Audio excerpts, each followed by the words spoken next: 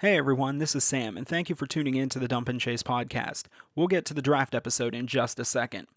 One of the issues we deal with when doing this show is the possibility that news could break after we have recorded and edited the episode. As I finished editing the episode today, Wednesday, May 29th, that scenario came to fruition.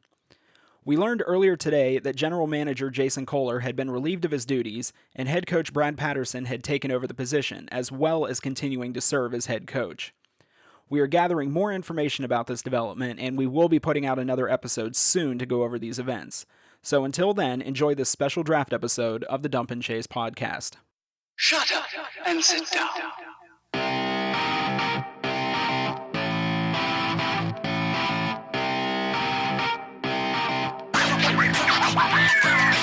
Hello, Phantoms fans. Welcome to the Dump and Chase podcast. I'm Sam Olmstead. And I'm Justin Irwin. Let's do it. Hello, everyone, and welcome to this special draft episode of the Dump and Chase podcast. I'm Sam. I'm here with Justin. We've had a few weeks to decompress.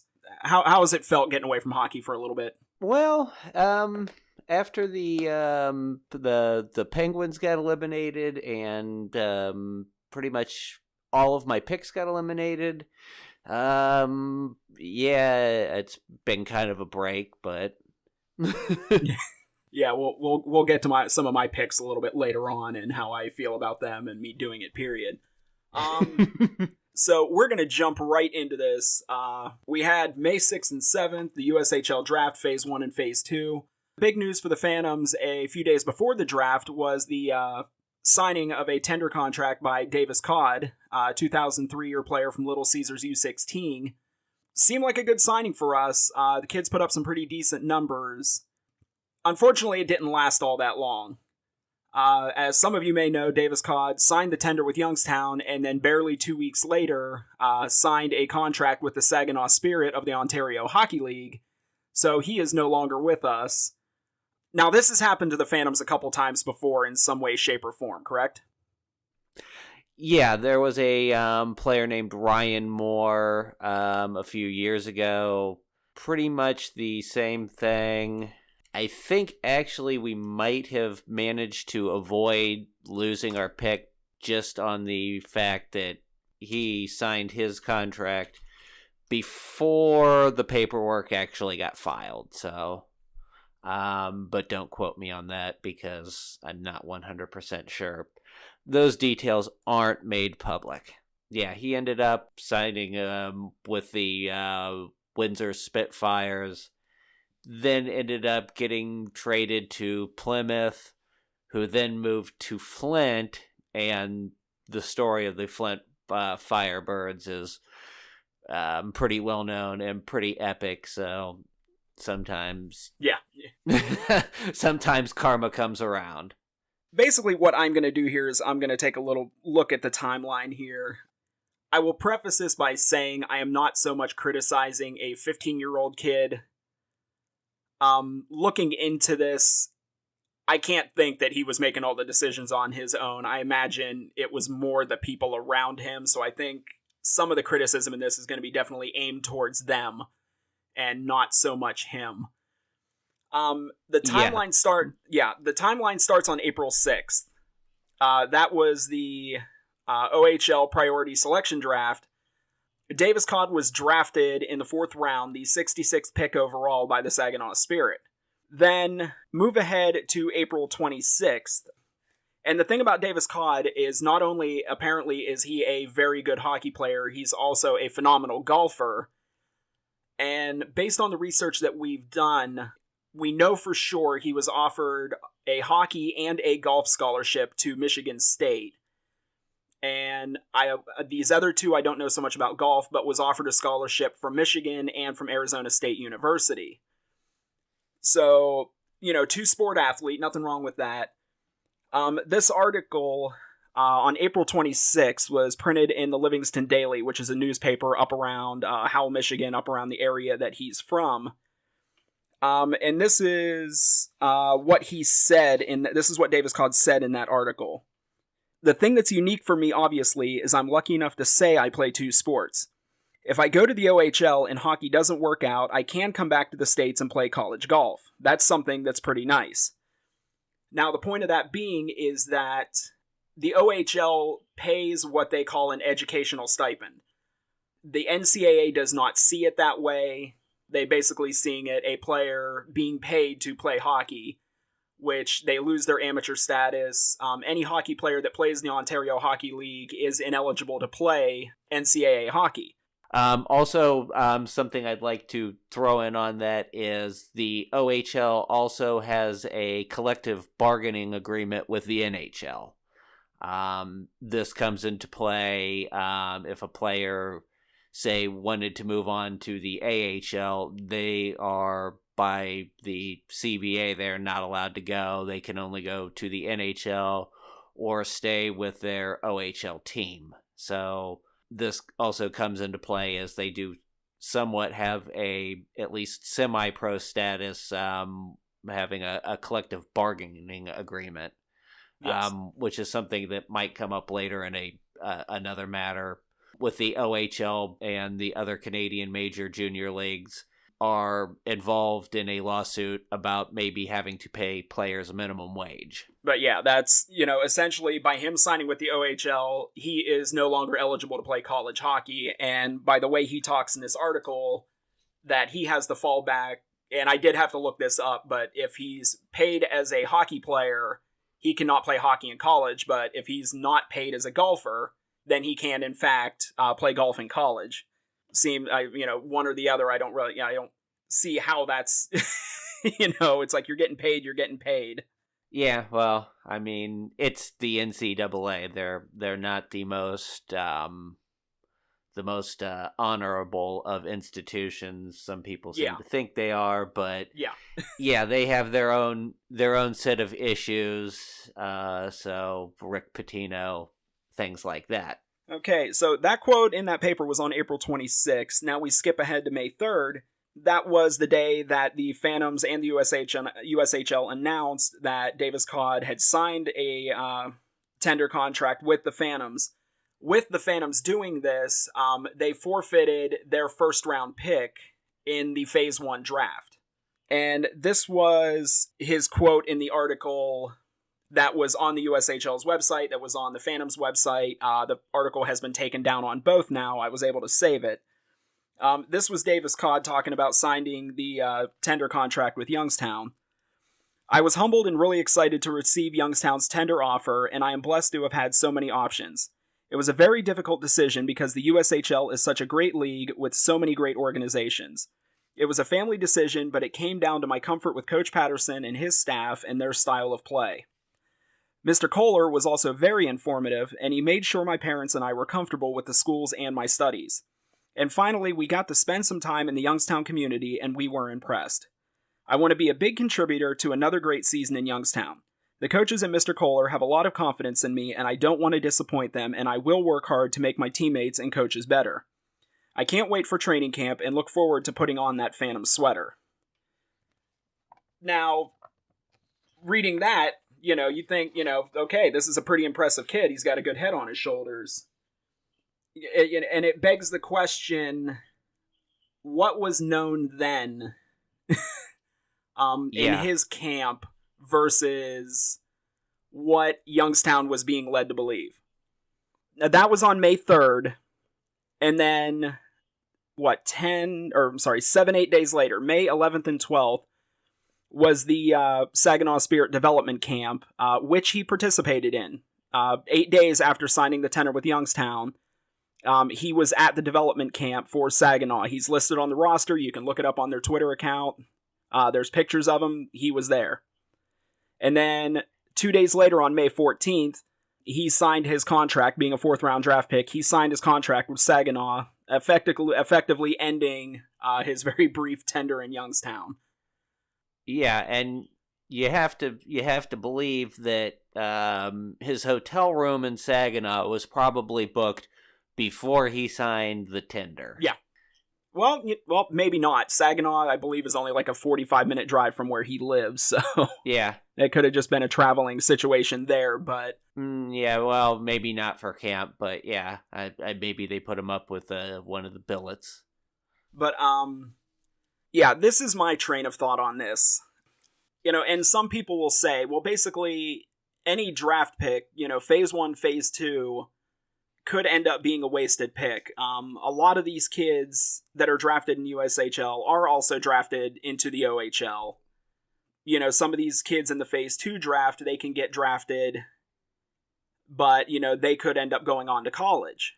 So, in all reality, any pick is a wasted pick. But, when you sign a tender agreement, you're making that commitment to the team that, yes, absolutely, I will be here playing for you this next season. Now, the Phantoms knew he was... I would have to imagine... I'm going under the assumption that the Phantoms already knew all this, that they knew that he was drafted in the OHL priority draft. I would imagine they knew... as far as this article in his home area talking about basically playing in the OHL and using college golf as a fallback. I imagine they knew all this. I would imagine that there was that concern, like, in these talks with him and his parents, whoever else was involved in this situation. So basically what that tells me is the people surrounding Davis Codd basically had to have said all the right things to the Phantoms for the Phantoms to agree to give up, their first round pick to sign this tender, believing 100% that this kid was going to come play for Youngstown. And not even 2 weeks later, he's gone and he's with Saginaw. To me, I don't get it. Either this kid or the people surrounding him, their word is not worth much. I would have to imagine that Youngstown didn't see this coming. I would have to think if they were willing to give up this pick to sign this kid, that they in no way, shape, or form envisioned that he was going to go to the OHL. So it begs the question, what was said to the Phantoms that made them believe that this was in fact going to be the case? And to me, it just seems like there was another plan in the midst of all this going on with the Phantoms. Yeah, I don't know, again, what the Phantoms would have known going into this. I mean, yeah, I'm sure there probably was some trepidation with knowing it was possible he was going to go to Saginaw. But again, going back to the whole signing a tender and, this is the team saying that, yes, they are going to make sure you play at least half the season, you get ice time as a 16-year-old. We're opening up roster space for you. The team is making a commitment. So, that's where it gets to be really kind of a blow, because this is a kid that you were expecting, maybe not to put up numbers, but to be a contributing piece in the upcoming season. This was part of the, not a long-term plan. This was part of the next season plan. That said, I'd like to point out there are several articles out there floating around that mention his parents, his dad, good family friends with Ken Holland, former general manager of the Detroit Red Wings, now moving to Edmonton to be the GM of the Oilers. Basically, how the kid got into both golf and hockey. Really interesting, entertaining story. But one of the things I'd like to point out with Saginaw, if you look at their hockey operations, the front office, there are people there who won Stanley Cups with the Red Wings under Ken Holland. So, the kid obviously has connections with the team. I don't know really what the purpose of even the tender would have been from their angle, other than maybe they were using us as kind of leverage to get guarantees going into rookie camp that, he's going to be part of the next season's roster. again, this is not him. This is the adults in the room. I'd really like to know what his advisor and what his parents were really kind of putting up here. But it is what it is, and he will be playing in Saginaw, not Youngstown. Yeah.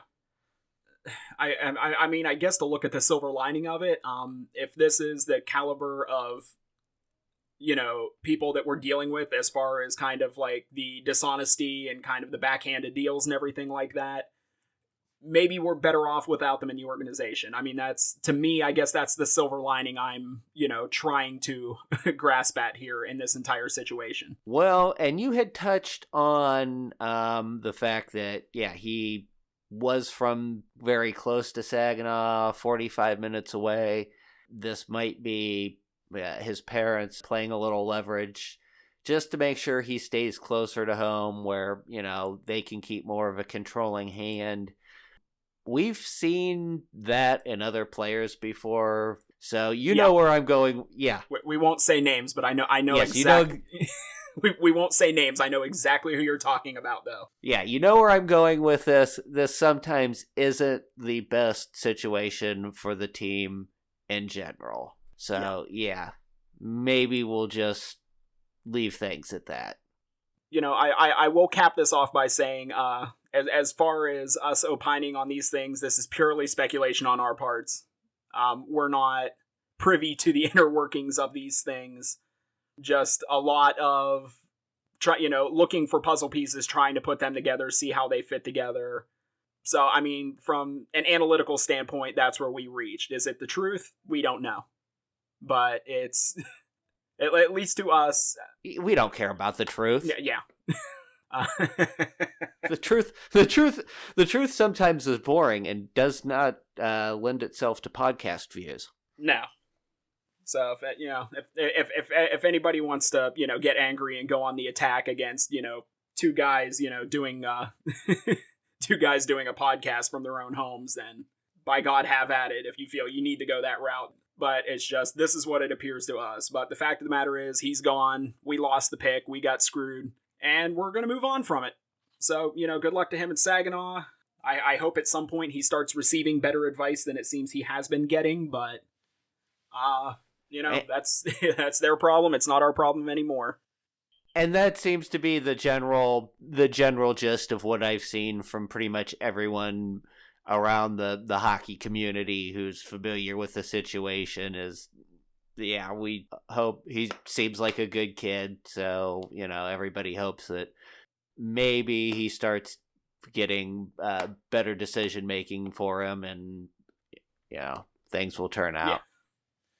So as far as the rest of the picks in the Phase 1 draft, was there... I mean, we're not going to go through and read out the names of everybody because, like we said earlier, there's no guarantee these kids are even going to come play. There were other drafts, college commitments, everything else. These kids want to leave their options open, so there's really no guarantee that all of these kids are going to show up. But was there any other names in the first round, in the Phase 1 draft, I should say, that kind of stood out to you? Well, the top two kids were both high performance hockey league Detroit area players. Austin May, who was, I believe, our number 2 overall pick. He played a lot of games last year, so I believe between the Oakland Junior Grizzlies midget and HPHL U16 team, he played 70 games last season. Put up some decent numbers as a defenseman offensively. Looks like he played some pretty decent defense too. Going forward a couple years down the line, he might be a solid blue liner. Jack Silich looks like a really decent offensive player. Plays for the Chicago Mission. Another high performance hockey league team. He's a Quinnipiac commit. I think both of those guys, maybe next year we'll see them as affiliates. Might play a few games. Give them a couple of years. I think both of those guys will probably wear Phantom uniforms, though. Yeah, because that's the thing with the Phase 1 draft. These are all 2003 birth year kids. Right now, they're all 15, 16 years old. it could be another year, most likely 2 years, before we even see them up at the USHL level. The vast majority of them will become affiliates, but they're kids that you really won't see probably for another year, most likely 2 years, up at the USHL level. Okay, so jumping into day 2 of the draft, the Phase 2 draft, which is basically any player left who wasn't drafted from the Phase 1 draft, and every other player still eligible to play in the United States Hockey League was available in this draft. We'll go through a couple of the picks. The Phantoms ended up selecting, 22, 23 players, something like that. We're not going to go through all of them. We just kind of picked out a couple. But the one I do want to mention right off the bat, Zach Stejskal, goaltender, born in 99. He spent 2017 with Central Illinois, played in 30 games. 5-20, 4.8 goals against average, .847 save percentage. Those, not by USHL by any standard, those were some pretty terrible numbers. 2018, he played for the Wilkes-Barre Scranton Knights in the North American Hockey League. 48 games for them, 25-17, 0-6, a 2.47 goals against, and a .935 save percentage. So for him, a massive turnaround between 2017-18 season and the 2018-2019 season. This pick is interesting to me because this was a goaltender the Phantoms picked with, again, having, once again for the third year in a row, a complete goalie turnover going into next season. They made this pick, first round, the 10th pick. The Phantoms did not have another pick in the Phase 2 draft until round 4, somewhere in the 50s, pick 54, I believe. So, basically, they took this goaltender and no picks. Another 43 kids were going to go off the board before the Phantoms got the pick again. So to me, it's interesting that they went with a goalie this high in the draft, and they picked him knowing that they were going to go a few rounds without drafting another player. Yeah. You want somebody with at least a little bit of experience.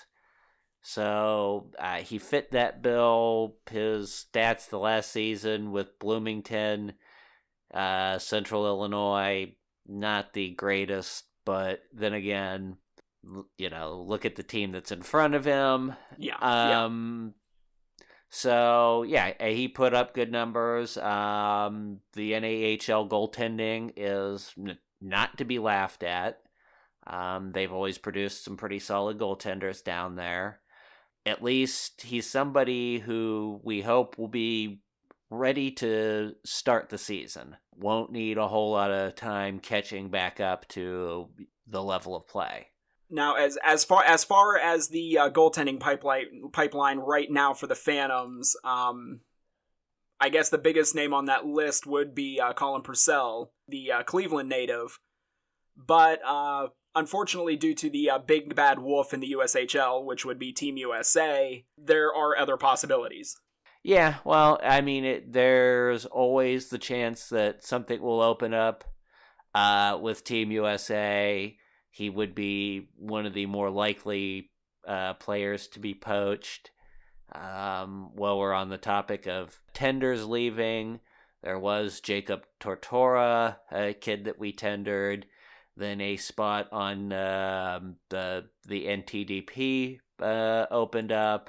And we lost that one too. But at least we got a draft pick later on. And off the record, we did get cash compensation. So this would seem like kind of an oddball one. But typically in any draft, in any sport, you really don't pay too much attention to the very later rounds of the draft, the lower picks. This one name, started looking into him, and there's actually quite a lot of intrigue here. This was round 22, pick 239. Yusaku Ando, who hails from Tomakomai, Japan. I even wrote down the pronunciation for that, trying to get it right. You're close. Yeah, the horseshoes and hand grenades. 03 birth year, forward, a bit on the smaller side, is 5'8", right now only about 139, 140 pounds, depending on which source you look at.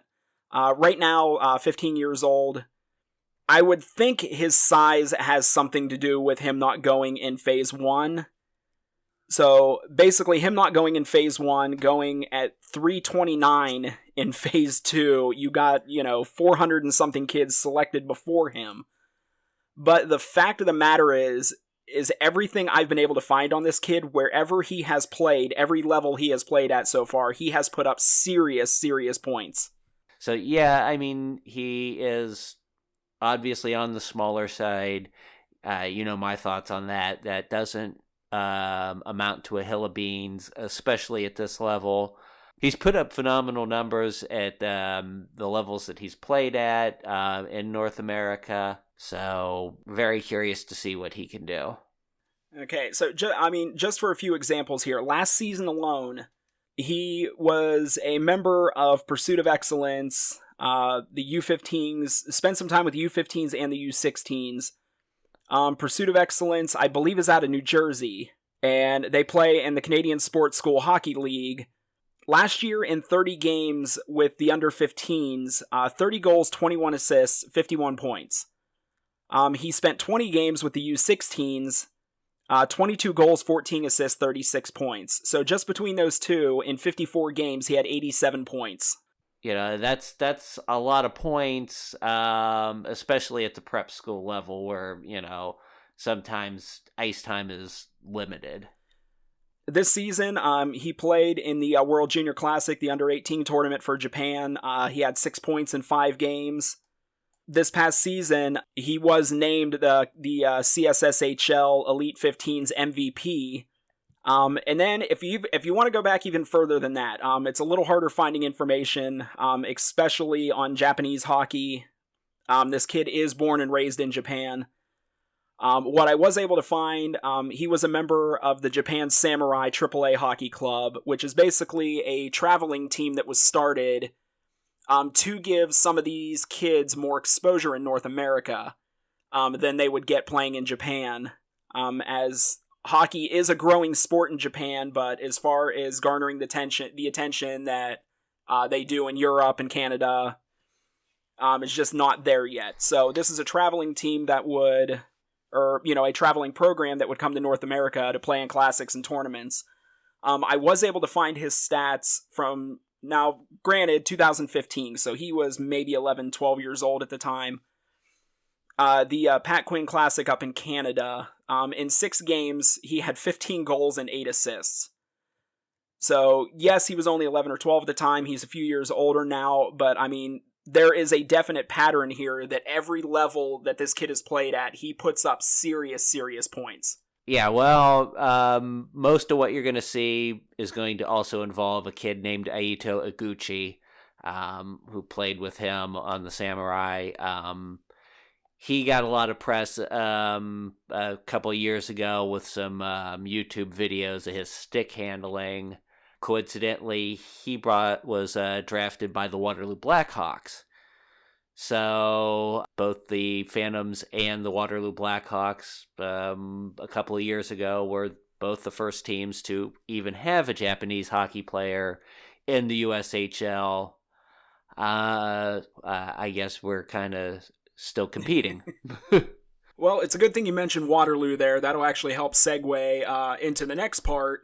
The Clark Cup Finals, I will begin this by saying I am never picking a playoff hockey game ever again. I'm never picking a winner, nothing. NHL, USHL, never again. I think we're all in the same boat here. It was not a good year for hockey brackets. No. The NHL, I picked Washington and Winnipeg in the finals. That got busted about 8 days later, so I was out on that one pretty quick. And the last episode we did, we were both pretty much in agreement that we were going to see Muskegon and Tri-City in the finals. We were 0 for 2 on that, so it is now my policy from now on. I am no longer picking, selecting, guessing, nothing. I will offer no opinion on any playoff series ever again, because this year made me look pretty bad, and to just save myself the stress, I'm not going to worry about it. But no, when it was all said and done, congratulations to Sioux Falls winning the Clark Cup this season, basically steamrolling through the playoffs. And you mentioning Waterloo. Waterloo was the only team to beat them in this playoff year. Sioux Falls ended up going 11-1. Again, the only loss to Waterloo. Completely ran over Tri-City. Tri-City has been running over this league all season. And then they just hit a complete brick wall with Sioux Falls. I mean, you want to talk about getting hot at the right time. Goaltending, defense, just all aspects of the game. They just completely and utterly dominated the Clark Cup playoffs this year and picked up the Clark Cup. So definite congratulations to them. Yeah, and obviously they were in Youngstown late in the season, so we got a late look at them. They were definitely a tough team, and going into the playoffs, they were the whole playoffs with their backup goalie, Stauber. Their starting goalie went down in Youngstown. Calvaruso looked to be a pretty serious injury. What one would have thought was the worst, worst time of the season. And, they played the cards that were dealt them, and just an amazing job all around. The bench staff, the team. That's how you win championships. Yeah, absolutely. I mean, if you look at Stauber's numbers throughout the season, they were pretty pedestrian. Nothing really stood out. When the playoffs started, he just became a completely different person. Sioux Falls played in a lot of close games. I believe five or six of their games were 1-goal games throughout the playoffs. So, I mean, he was just absolutely lights out, and I think the fans in Sioux Falls definitely owe him a beer when he's old enough to drink it. Yeah. Now, looking towards the future, this summer, of course, the Phantoms will have their tryout camp from June 12th to June 16th in Cannonsburg, Pennsylvania, I believe. Yeah, Cannonsburg, Pennsylvania. About roughly, I want to say about 45 minutes southwest of Pittsburgh. Yeah. The home of Perry Como, Wiz Khalifa, and Marty Schottenheimer. Yeah, beautiful Cannonsburg. Where? That's that would be an all-star a cappella group right there. If you've never heard Marty Schottenheimer sing, then you just haven't lived. Hey. So now, right now, it's in the plans that you will be going to tryout camp, or at least going to try to make it for a day or two. That's really dependent on my work schedule, what the weather is. At this point, the plan is maybe to pitch a tent at the local KOA and rough it for a couple of days, but yeah, we'll see how things go. Yeah, see, I'm not a camper, so I don't do outdoors. My version of roughing it is going to a hotel without a pool, so, bless you for wanting to do it.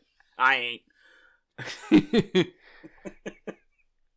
So, yeah, Phantoms will have tryout camp. Unfortunately, as the way things go, you'd probably be able to speak a little bit better than this. The final team roster really won't be released until right before the season starts, and that is dependent on, again, the Big Bad Wolf Team USA. Yeah, well, yeah, I mean, their rosters are pretty well set at this moment, but again, they're notorious for players jumping ship at the last moment. T-Bone Cod isn't the only kid probably being sweet-talked by an OHL team right now. So we don't really know at this point, what all is in the works. Sometimes, odd players show up at the right time. I don't remember this time last year Brett Murray being on anybody's radar, so we'll know probably a little bit more at the beginning of September. That's when the final 30-man rosters are released. We'll kind of know by the start of the season, which I'm not sure if that's going to be held in Cranberry for the Fall Classic again, or how they're planning on playing that. But we'll know sometime around then, who the preliminary cuts are. We'll find out about Cranberry sometime around like the week before it happens. So yeah. So I've made the past 2 years. I'll do what I can to get there for this season, but yeah, the league isn't overly forthcoming with a lot of this stuff. So, but at the same time, you don't want to overlook tryout camp. If anything, you get a sense of who the kids are that do show up. Yeah. A couple seasons ago, in the Phantoms Phase 2 draft, they had drafted 2 goaltenders, Wilder Peters and Ivan Prosvatev, and it was looking like neither one of them was going to be there. Other offers, other scenarios that they had, we weren't really thinking they were going to be there, and sure enough, they were both at tryout camp. And, when the season started, they were the goaltenders. Yeah, I remember the season before that, there was this odd kid who wasn't really on any of the on the radar beforehand, Ivan Kolbakov. And I can remember thinking, wow, that kid played his butt off, but spending an import slot on a unknown goaltender from Belarus, I just didn't see that happening, and had a lot of fun watching him over the course of a season. Oh yeah, exhilarating one moment, heart attack the next. But the kid was a phenomenal goaltender. If we could just keep him tethered a little closer to the net, I think my blood pressure wouldn't have been so high during that season. So moving into a couple little final thoughts here. Basically, just wanted to point out a couple of Phantom alumni. I believe it was just a couple weeks ago, it was announced that Tommy Apap, the former team captain for the Youngstown Phantoms and adversary of every face-off circle on the ice, if you were around that season, you would know exactly what I was talking about. He averaged, about getting kicked out of the face-off circle about 5 times a game? Oh, yeah, easy. It was a great player, but for some reason that face-off circle did not agree with him. Yeah. Linesmen were clearly biased. Yeah. I believe it was about a couple weeks ago, it was announced he left the Phantoms, he moved on to Michigan State. A couple weeks ago, it was announced that Tommy Apap has been named a co-captain of the Michigan State hockey team for this upcoming season. So, that is an incredible honor for him. And it's one of the reasons you go and watch these kids at the USHL level, especially when they go on with an achievement like that later, after they leave, and you can just sit and think back of, I remember that kid when he was 18 years old playing, now look at where he's at. But definitely huge honor for him there. Yeah. Was a big team leader when he was with the Phantoms. So that's carrying over. He's playing for Danton Cole at Michigan State, who he spent quite a few years with Team USA. This is a guy who, he knows hockey, he knows development, he knows what he's doing. So obviously Tommy has taken it to the next level. Keep your eye out. Somewhere next couple of years, Tommy will probably be one of those players signed at the end of a season to a contract with an NHL team. Now, this news is a little over a month old. It was something I was kind of following off and on throughout this past season. I kind of got away from following it. So this news is a little old, but definitely needs to be brought up. Former Phantoms fan favorite, Yushiro Hirano, if you don't remember him, he was the kid with the Mighty Ducks Fulton Reed type slap shot that you would typically see people diving out of the way from when he let it loose. He spent this season with the Wheeling Nailers in the ECHL, one of the, kind of the baseball equivalent, the minor league affiliates of the Pittsburgh Penguins. Put up some pretty decent numbers, joined the team right before the season started, but just kind of got comfortable right away, really put up some good numbers for Wheeling. Was called up to the Wilkes-Barre Scranton Baby Penguins for their last game of the season. History making in the fact that he became the second Japanese-born and raised player to play an AHL game. Not only that, assisted on a goal in the third period, and became the first Japanese-born and raised player to score a point in an American Hockey League game. Definitely the possibilities are there. He could be with the baby Penguins next season, and once he's there, he's just one call up away from the NHL. I think you remember him better than I do. What do you remember of him in his time in Youngstown? The biggest thing I remember is when he goes to shoot the puck, he's one of those players with the natural ability. He does not look at the puck. He is looking heads up at the net or at the player he's about to make a move to. He's always kind of got his head up, scanning the situation, and when he decides to unload that puck, like you said, players are bestest to probably get out of the way, because if you block that, it's going to leave a mark. Yeah, first Japanese-born player to play in the USHL, so, he's continues to make firsts. But yeah, it's like I said, you come to these games, these kids are between the ages of 16 and 20 years old. You're really seeing them. They played youth hockey, but as far as the level they're wanting to get to, you're really kind of seeing them at the beginning of that and seeing that development. You get to see these kids come and play, and then a few years down the road, you have a Kyle Connor who's in the NHL, who, has been tearing it up, for the Winnipeg Jets. Kiefer Sherwood with Anaheim. Cam Morrison's been up and down with the Colorado Avalanche. So, these are kids that you're seeing at the beginning that, someday is going to make it to these higher levels, and it's so awesome to watch. All right, so we're going to wrap it up here. I want to thank everyone for listening. As far as the rest of the offseason is concerned, I don't think there's really going to be that much for us. There will be tryout camp. There really won't be much to go on there. We really won't know much until we start getting closer to the season, start getting a better idea of the roster. So we'll pretty much, I imagine, we'll be on hiatus till then. Coming into the season, we'll definitely be back.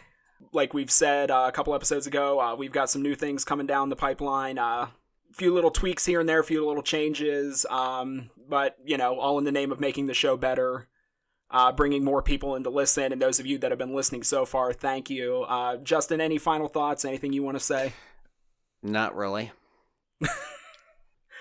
I do it every episode thinking there's going to be something different, and Not really. You think I'd learned by now, but I haven't. No, one of these, that'll be one of the changes. I'll learn to quit asking him that at the end of an episode. We'll save you the editing. But again, social media links will be in the description below. Check us out. Any comments, leave them below. Any suggestions for future episodes, anything you want to see, anything you want to hear. Tell us what we're doing right. Tell us what we're doing wrong, but I think there's a character limit, so you can only go so far with that. But yeah, thank you everybody for listening, and we'll catch you here soon.